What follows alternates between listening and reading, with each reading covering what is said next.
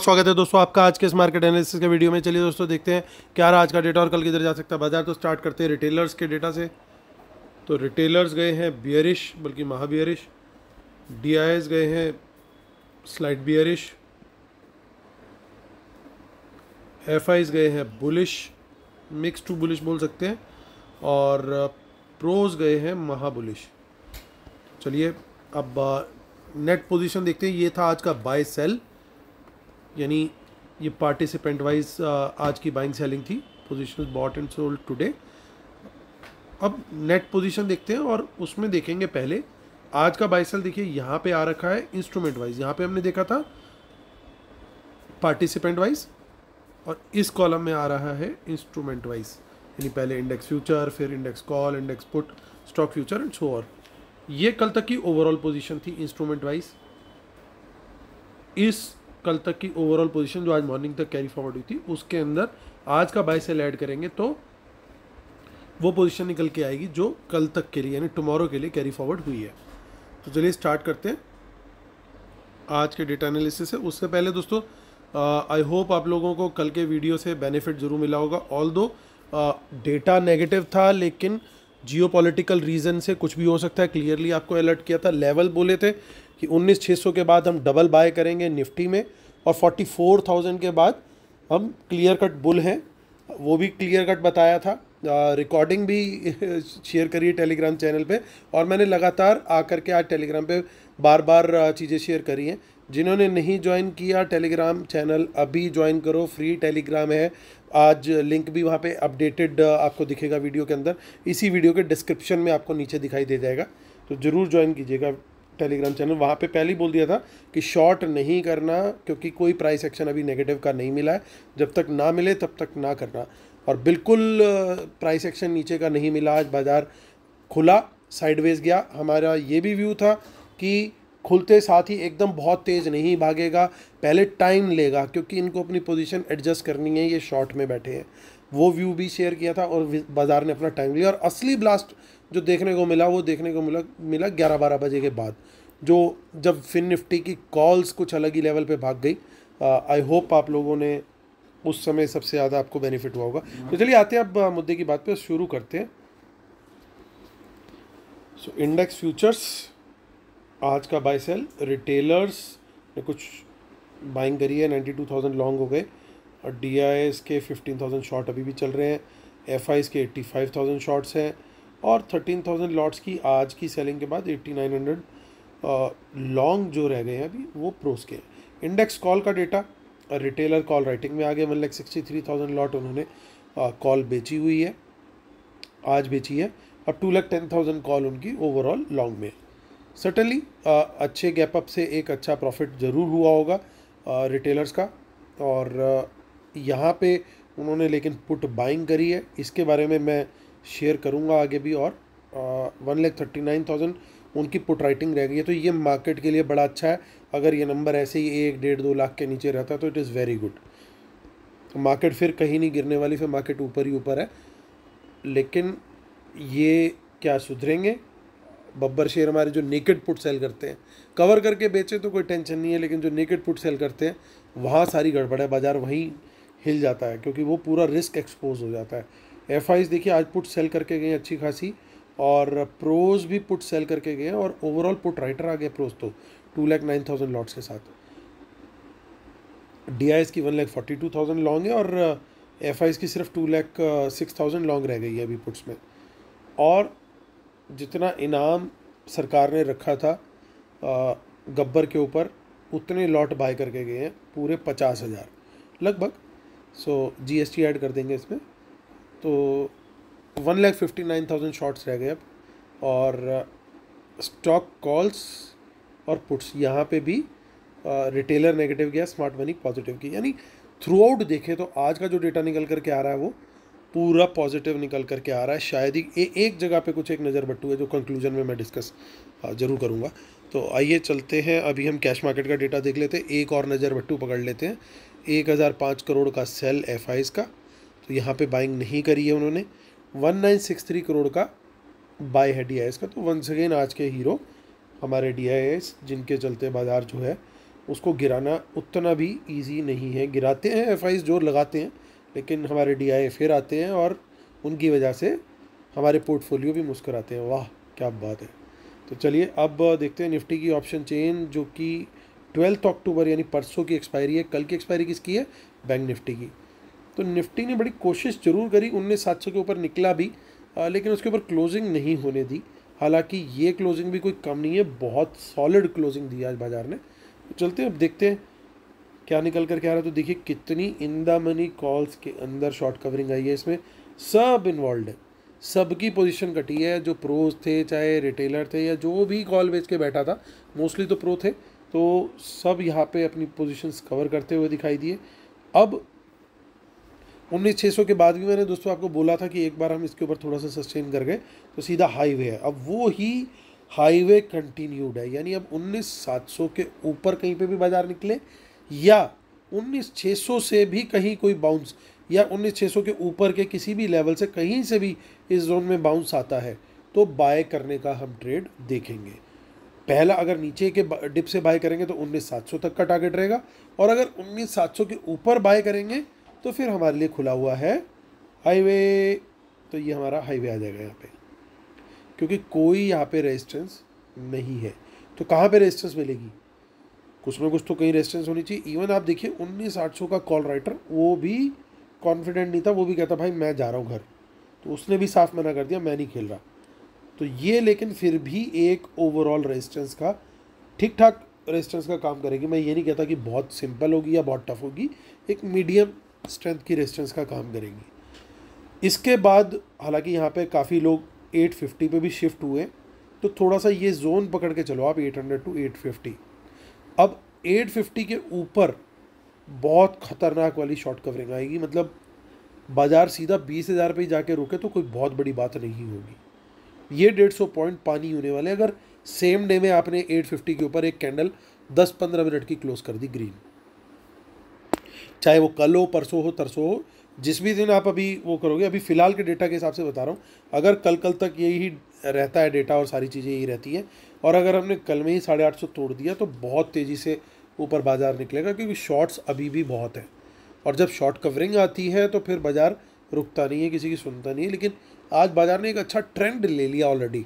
मुझे सिर्फ यही दिक्कत है, अदरवाइज डेटा तो बहुत बढ़िया बना हुआ है, लेकिन इतना बड़ा ट्रेंड लेने के बाद नेक्स्ट डे फिर से ट्रेंडिंग जनरली नहीं होता है।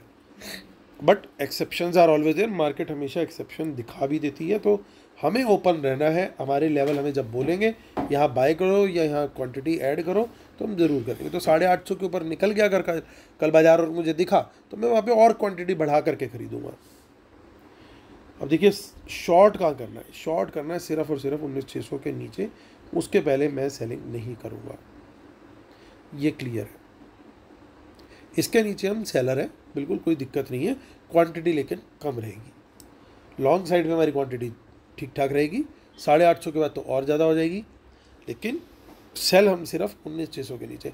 तो हमारे प्लान के हिसाब से जब ट्रेड मिलता है दोस्तों बहुत बढ़िया लगता है। कुछ इन द मनी में पुट्स दिखाई दे रही है, तो ये मोस्ट लाइकली राइटिंग है स्मार्ट मनी का। और ये कंफर्म कब होगा? अगर 19,700 के ऊपर बाजार सस्टेन करता है तो समझ जाना ये पुट बेच के गए हैं इन द मनी वाली, ताकि ज़्यादा से ज़्यादा प्रीमियम ये लोग खा सकें। आगे की ऑप्शन चेन देख लेते हैं, विच इज़ 19 अक्टूबर। यहाँ पे भी कॉल्स में अनवाइंडिंग, हल्की फुल्की पुट्स। 26 अक्टूबर मंथली ऑप्शन चेन, यहाँ पे भी देखिए चेंज इन वाई में अनवाइंडिंग, और दिखेगी हमें थोड़ी बहुत पुट्स यहाँ पे। तो कुछ खास नहीं, डेटा बिल्कुल परफेक्टली वैसा ही है जैसा पहली ऑप्शन चेन परसों वाली यानी डे आफ्टर टुमारो वाली में है। तो चलते हैं सीधा बैंक निफ्टी की तरफ, जिसकी एक्सपायरी है कल के दूल्हे राजा हमारे बैंक निफ्टी जी 44,360। तो 44,000 के ऊपर निकला, हम बने बुल और मार्केट बन गई बुलबुल। सो इन द मनी कॉल्स हमने स्पॉट करी थी, आप लोग को ध्यान होगा, तो वही सबसे बड़ा रीज़न था कि 44,000 के बाद हमें कॉन्फिडेंस आ रहा था। तो जो लोग नए हैं प्लीज़ कल का वीडियो जा करके एक बार ज़रूर देखना कि यहाँ पे क्या डिस्कशन हुआ था बैंक निफ्टी के लिए, ताकि आपको फ्यूचर में आगे खुद से भी रीड करने में एक बहुत शायद बेनिफिट मिले। तो यहाँ पे देखिए क्लोजिंग तो हुई है 360 पे। अब प्रॉब्लम कहाँ है? प्रॉब्लम ये है कि यहाँ पे बैठा हुआ है बाबा। तो कौन सा बाबा बैठा हुआ है? कोई कॉल राइट करके बैठा हुआ है। हालांकि कॉल राइटिंग में आज रिटेलर भी आ गए हैं, तो कुड भी पॉसिबल उन्होंने कॉल बेची हो। तो हम क्वांटिटी बढ़ा करके कब बाय करेंगे, 44,500 क्रॉस करेगा तो बिल्कुल जिस तरीके से आज 44,000 को ट्रीट किया वैसे हम 44,500 को ट्रीट करेंगे। तो यहाँ पे क्वांटिटी बढ़ाएंगे 44,500 के ऊपर निकलते ही। लेकिन बाय कहाँ करेंगे, बाय हमें रेडी रहना है 44,200 का लेवल में पकड़ रहा हूँ, क्योंकि यहाँ तो ऐसी ज़बरदस्त पुट राइटिंग है, रियरली सीन ऐसी पुट राइटिंग है कि बाजार तो सोच ही नहीं रहा, मानने कोई रेडी नहीं कि बाजार गिर सकता है। तो कई बार इतना ओवर कॉन्फिडेंस भी थोड़ा खतरनाक हो जाता है, इसलिए हमेशा संभल के। तो 44,200 के ऊपर कहीं पे भी कोई भी बाउंस मिलेगा तब तक मैं अच्छा बुलिश हूँ। 44,000 से 44,200 का जोन अगर आ जाता है गॉड फॉरबिड, ये मेरे लिए रहेगा नो ट्रेड जोन। यहाँ पे मैं कोई ट्रेड नहीं लेने वाला, क्योंकि सपोर्ट तो यहाँ पे भी है। मैं सेलर हूँ सिर्फ अब जब 44,000 के नीचे जाएंगे। ट्रेड छूटता है तो छूटे, कोई फ़र्क नहीं पड़ता। मेरी कन्विक्शन सिर्फ इसी लेवल के नीचे, क्योंकि रीज़न क्या है, इसके नीचे देखिए पुट राइटिंग हो रही है गायब। तो यहाँ सपोर्ट, यहाँ तक सपोर्ट है। कोई भी ट्रेड में लूँगा, यहाँ पे सपोर्ट करने वाले बैठे हर लेवल पे, हर 100 पॉइंट पे बंदे बैठे हैं। तो ये इतनी स्ट्रॉन्ग पुट राइटिंग के अंदर शॉर्ट तभी करो जब 44,000 के नीचे निकल गया, सस्टेन हो गया, प्राइस एक्शन नेगेटिव, तभी शॉर्ट। अदरवाइज 44,200 के ऊपर बाउंस पे बाय, उसमें टारगेट रहेगा। अगर नीचे के बाउंस से बाय करते तो 44,500 तक का, 44,500 के ऊपर बाय करते तो फिर टारगेट ओपन है, क्योंकि वहाँ पे हमारे लिए खड़ा हुआ है हाईवे। हालांकि वो हाईवे इतना इजी नहीं होगा, क्योंकि कल एक्सपायरी भी है बैंक निफ्टी की, तो बहुत चॉपीनेस रहने वाली है। मुझे नहीं लगता जितना आज मार्केट ट्रेंडिंग सा रहा, अभी मैंने जैसे बोला था, उतना ट्रेंडिंग कल रहेगा। थोड़ा टफ रहने वाला है कल। मैं इनफैक्ट एक्सपेक्ट कर रहा हूँ कि चॉपीनेस बहुत होगी, दोनों साइड की स्टॉप लॉस हंटिंग, और कुछ इन द मनी पुट्स यहाँ पे दिखाई दे रही है आगे के ऑप्शन चेन में।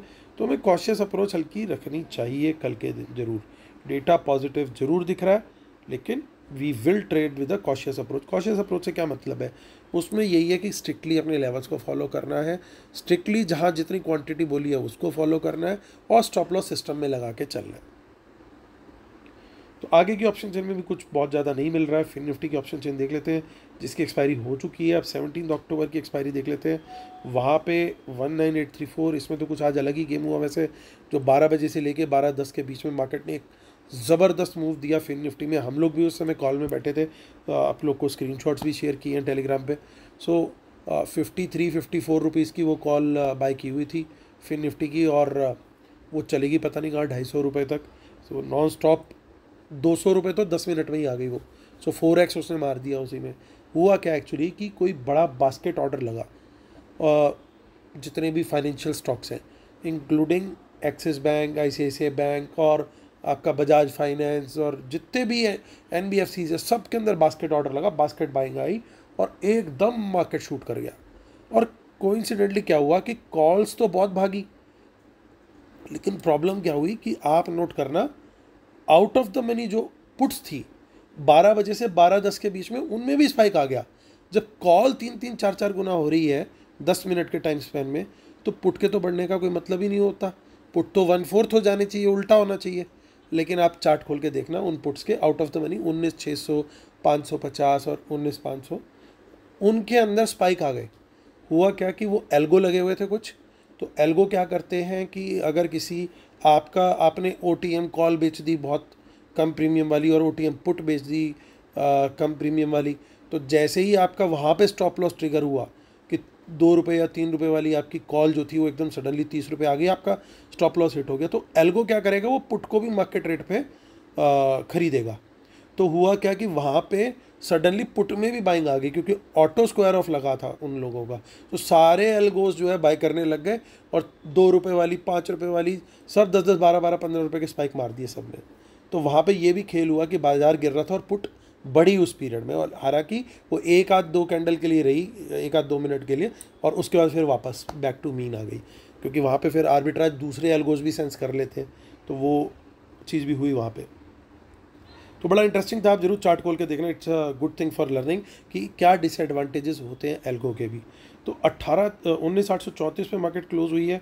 तो मेरे लिए तो लॉन्ग का ट्रेड जो बनता है एनीवेयर फ्रॉम 19,800 से कोई भी बाउंस मिलेगा इस जोन में कहीं पे भी तो पॉजिटिव प्राइस एक्शन में मैं बाय करूँगा। टारगेट रहेगा 19,900 का। 19,900 पे मैं क्वांटिटी बढ़ाऊँगा अपनी, और टारगेट मेरा रहेगा फिर 20,000 तक का।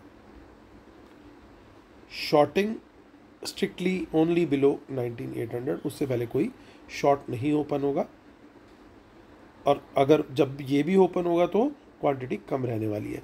चलिए मिड कैप निफ्टी की तरफ चलते हैं। 16 अक्टूबर 9128 पे मार्केट क्लोज हुआ है, इसकी एक्सपायरी है 16। ओके,